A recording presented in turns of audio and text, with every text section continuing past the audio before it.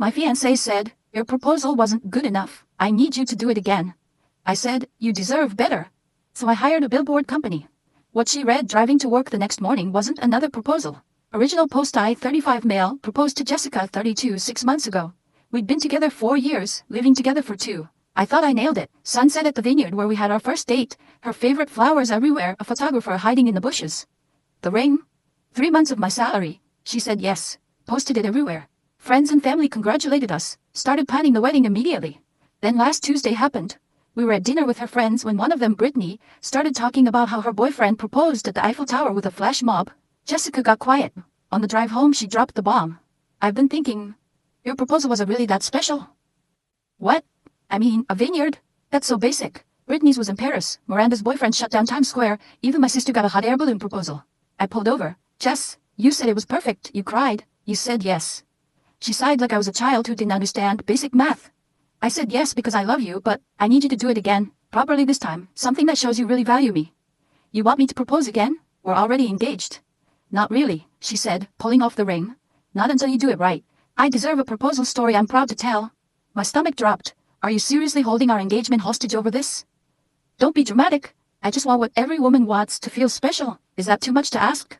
I sat there, gripping the steering wheel, watching her put my grandmother's diamond ring into her purse like it was a costume jewelry. You know what? You're right, I said quietly. You deserve better. She smiled, patting my hand. I knew you'd understand. Maybe somewhere tropical, or you could rent out a stadium. I'll figure something out. She kissed my cheek. Make it soon. Brittany's wedding is in 3 months, and I want to have a better story than hers. That night, while she was pinning proposal ideas on Pinterest and sending them to me, I made a different kind of plan. Update 1. The next morning, Jessica was practically glowing. She'd already told her mom and sisters that I was planning something spectacular for the re-proposal. Mom wants to know if she should fly in, she said over breakfast. I told her probably, since you're obviously going big this time. Tell her to wait, I said. I want it to be a surprise. She spent the next 3 days dropping hints. Showed me a video of someone proposing via skywriting, an article about a guy who hired an orchestra, someone who carved their proposal into a corn maze. Just making sure you have inspiration, she'd say. Meanwhile, I was busy with my own preparations. First, I called my jeweler, explained the situation. He was horrified. She gave back your grandmother's ring, the one you had reset specifically for her, currently sitting in her purse like a participation trophy. He offered to help however he could. Next, I called a lawyer friend, asked some hypothetical questions about engagement rings and gifts. Very enlightening conversation. Then came the main event. I contacted a billboard company, not for 1 billboard, for 3, strategically placed on Jessica's exact route to work. The sales rep was confused. You want to propose via billboard? That's romantic, I guess, but not exactly a proposal, I said. More like a public service announcement. I sent him the designs. He laughed so hard he had to put me on hold. Sir, I need to run this by my manager. But this is incredible. Friday night, Jessica was practically vibrating with anticipation. Sarah from work said she saw you at the jeweler's. She squealed. Are you getting an even bigger ring? Just handling some business. And Mom said you called asking for her blessing again. That's so sweet, though unnecessary, since you already have it. Her mom had actually called it me, horrified when she heard Jessica's demand. This isn't how I raised her, she'd said. Do what you need to do, honey. Saturday night, Jessica could barely sleep. I just have this feeling tomorrow's the day. You've been so secretive. Is it happening at brunch? Oh my God, are you taking me somewhere? Just get some sleep, I said. Tomorrow's going to be memorable. Sunday morning, Jessica was up at 6 a.m., full makeup, curled hair, wearing her best dress. I'm ready for whatever you have planned, she announced. Actually, I have to run to the office real quick. Forgot something important. Her face fell. On a Sunday? But, I thought, why don't you go to brunch with Brittany? I'll meet you after. She was furious but tried to hide it. Fine, but this better not mean you're postponing. Trust me, everything is happening exactly as planned. She left at 8 a.m., her usual route to downtown. I'd timed it perfectly. My phone rang at 8:07. Update 2. What the hell is this? I could hear car horns in the background. Jessica was screaming. What's wrong, babe? The billboard. The giant billboard on Route 9.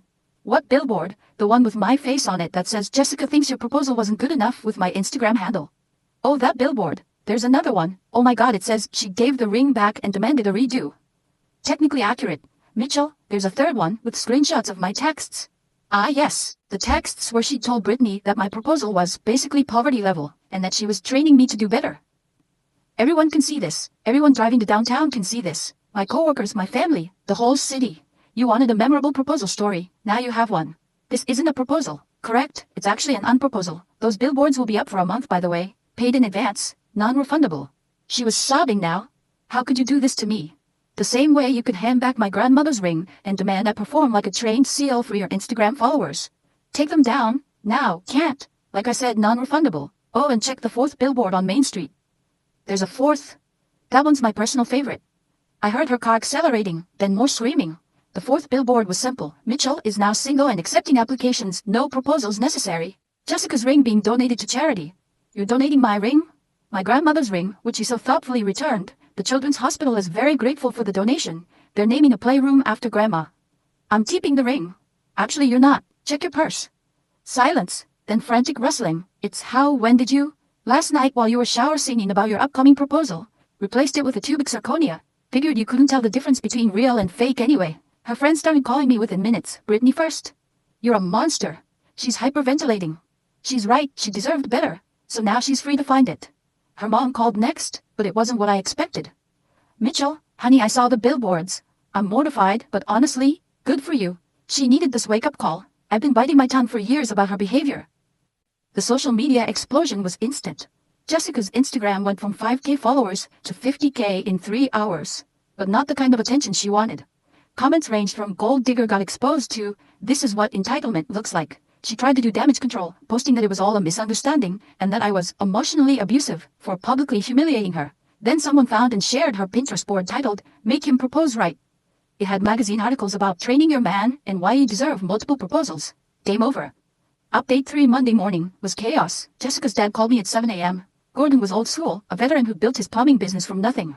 Son, I saw everything online. Jessica's staying with us now. Her mother showed me the billboards on her way to church. I'm ashamed. Gordon, I'm sorry it came to this. Don't apologize. I've watched my daughter turn into someone I don't recognize. We gave her everything, and somewhere along the way, she decided that meant she deserved everything. You did what I should have done years ago. Showed her consequences. Then came the flying monkeys. Jessica's sister Ashley called screaming about family humiliation and how I'd ruined Jessica's reputation. She ruined it herself when she decided Instagram likes were more important than genuine love. She's had to deactivate all her social media. Do you know how hard she worked for those followers? Sounds like a personal problem. Her friends group split. Half defended her, calling me toxic. The other half confessed they'd been waiting for someone to call her out for years. Miranda texted, honestly, she made fun of my engagement ring for being only 1 carat. Karma's real. But Jessica wasn't done. Tuesday afternoon, I got a call from my HR department. Mitchell, we received a complaint about the billboards. Jessica claims they constitute harassment and create a hostile work environment since some employees have seen them. Jessica doesn't work here. No, but she says your actions reflect poorly on the company. My manager actually laughed. Look, Mitchell, between us, those billboards are legendary. But officially I have to ask, is there any threat of workplace violence or continued escalation? No, the billboards run their course and I'm done. Moving on with my life. Good. Oh, and my wife wants to know if you're really taking applications. Asking for her sister. Wednesday, the plot thickened. Jessica hired a lawyer. A real one. Sent a cease and desist demanding I remove the billboards and pay damages for defamation and emotional distress. My lawyer friend Jake took the case pro bono. His response was beautiful. The billboards contain factual statements and Miss Thompson's own words. Truth is an absolute defense against defamation. Furthermore, Miss Thompson publicly announced her relationship status change and ring return to multiple witnesses. No damages will be paid. The billboards remain as contracted. Then came the extinction burst, but not the usual kind. Jessica showed up at my apartment Thursday night, but not to yell or cry. She'd brought a camera crew. What is this? I'm a content creator, Mitchell. This is content. Confronting my toxic ex will get millions of views. The cameraman looked uncomfortable. Ma'am, he needs to consent to filming. He humiliated me publicly. I don't need his consent. Actually, you do, I said, holding up my phone, recording her recording me. And you're trespassing. Leave now or I call the cops. She tried to push past me. This is still my home too. No lease, no keys, no belongings here. You moved out 2 months ago, remember? When you said my apartment was too basic and went back to your parents. The cameraman was already backing away. Lady, I'm not catching a charge for your TikTok. She lost it. Started screaming about how I'd ruined her life, her reputation, her brand. Your brand was fake, built on making others feel less than. Consider this a rebrand opportunity. The cops arrived just as she was trying to kick my door in. Her designer heel broke in the process. He stole my engagement ring, she told the officers. I showed them the texts where she returned it, demanding a new proposal. Showed them the receipt for the billboard company, paid from my personal account. Showed them the donation receipt to the Children's Hospital. Ma'am, the older officer said, you need to leave, now. As they escorted her away, she screamed, you'll regret this. I'll make you famous. Already did that myself, thanks. Update 4. The next few days were relatively quiet. The billboards continued to generate buzz. Local news picked it up. Man uses billboards to unpropose after fiancé demands redo became a viral story. I got interview requests, declined them all. This wasn't about fame, it was about truth. Then Sunday happened. Jessica tried a new strategy. She got her church involved. The pastor called me. Mitchell, forgiveness is divine. Jessica's repentant and wants reconciliation. Has she actually apologized? Well, she's sorry about how things escalated, but not sorry for what she did. She feels you both made mistakes. Pass. Next, she tried the sympathy angle. Posted on her reinstated Instagram that she was suffering from depression and anxiety due to public bullying. The comments weren't kind. Girl, you bullied him into proposing twice. Anxiety about losing your meal ticket maybe, the depression of consequences. Her mom called me again. Mitchell, I need you to know something. We found Jessica's journal from last year. She wrote about how she was settling for you until someone richer came along. How your proposal was a placeholder until she found better. Gordon's heartbroken. I'm sorry, Beth, that must be hard to read. We failed somewhere as parents, but you didn't fail as a partner. Don't let her manipulation make you think otherwise. Week 2 of the billboards brought unexpected consequences. Jessica's employer called her in. Apparently, clients had seen the billboards and social media storm. Her position as a luxury brand consultant was undermined by her very public display of greed. She wasn't fired, but she was demoted to junior associate. Her salary cut in half. She tried to sue the billboard company for allowing defamatory content. They countered with the signed contract explicitly stating all content was approved by the purchaser, me, and factually verified. Then came the twist nobody expected. My ex from college, Heather, reached out, saw the billboards. Remember when Jessica told me at that party that she'd upgraded from me to you? That I was a starter girlfriend, and she was the forever model? Karma's beautiful. But the real blow came when Brittany, yes, Paris proposal Brittany, went public with her own story. Jessica made me feel horrible about my engagement for months, said my ring was embarrassingly huge and compensating for something. She actually created a spreadsheet ranking all our friend group's proposals and rings. She gave herself an A+ before Mitchell even proposed the first time. The spreadsheet leaked. It was something. Points for ring size, location, social media likes, estimated cost. She'd even calculated ROI, return on investment for each relationship. I was listed as high potential needs work. Final update, it's been a month. The billboards came down yesterday. Jessica tried one last play. She actually submitted an application to date me again. I'm not kidding. She sent a formal letter with her qualifications and growth mindset and lessons learned. Jake, my lawyer, framed it, called it Exhibit A in delusional thinking. The aftermath, Jessica moved to another state, apparently living with an aunt, working retail, trying to rebuild. Her Instagram is gone permanently after the spreadsheet incident. Her parents sent me a thank you card. Gordon wrote, "You did what we couldn't. She's getting therapy now. Real therapy, not Instagram therapy. Maybe she'll actually grow." The Children's Hospital sent me photos of the new playroom. There's a little plaque with my grandmother's name. That felt right.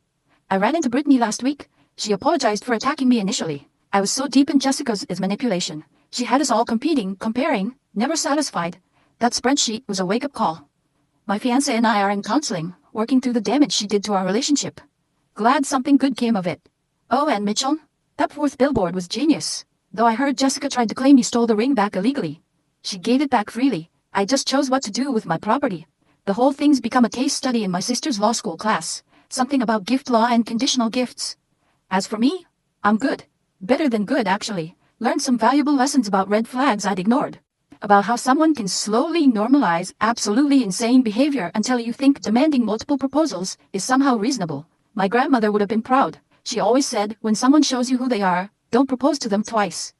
Well, she didn't say exactly that, but the sentiment stands. To anyone dealing with similar entitlement, you don't owe anyone a performance. Love isn't measured in Instagram likes or dollar signs. And if someone hands back your grandmother's ring because your Sunset Vineyard proposal wasn't gram-worthy enough, buy a billboard. Or 4.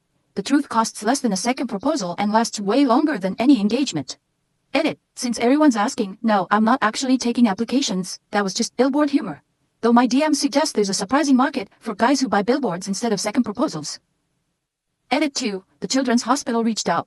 Apparently, donations have increased 300% since the playroom story went viral. They're calling it the Jessica effect, when public entitlement leads to charitable benefits. Silver lining. Edit 3. Jessica's mom Beth sent me a message yesterday. Jessica's apparently been working with a therapist who specializes in social media addiction and narcissistic behaviors. She's not ready to apologize yet, still processing that her actions had actual consequences. But it's a start. I genuinely hope she gets help, just very, very far away from me.